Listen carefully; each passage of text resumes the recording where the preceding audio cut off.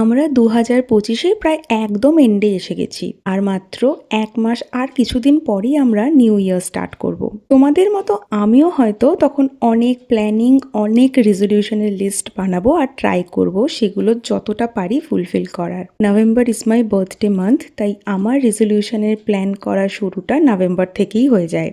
Unexpectedly এই ইয়ারের সব গোলস আমি অলরেডি কমপ্লিট করতে পেরেছি, তাই আপকামিং ইয়ারেও আশা করি সব গোলস পূর্ণ করতে পারবো। এখন উইন্টারের স্টার্টিংয়ে আমাদের লোক্যালিটিতে অনেক মেলা হয়, সেরকমই আমরা গিয়েছিলাম বইমেলাতে, আমি, মা আর বাবা। অনেক দিন ধরেই ভাবছি এবার রিডিংটাকে হ্যাবিট বানাতে হবে। সারাদিন ফোন, ল্যাপটপে এত কাজ করি যে স্ক্রিন টাইম অনেক বেশি হয়ে যায়, যেটা of course is not good for our eyes. তাই নিউ একটা হ্যাবিট বিল্ড করতে চাইছি, and what is better than reading for this. So বইমেলা থেকে আমি 5টা বই কিনেছি, একদম বেসিক্স কিছু বই। চলো তোমাদের একবার দেখিয়ে দিই। ফার্স্টে এটা হলো একটা colouring book on the theme of city. আরও অনেক থিমের বই ছিল, বাট এটাই আমার বেটার লাগলো।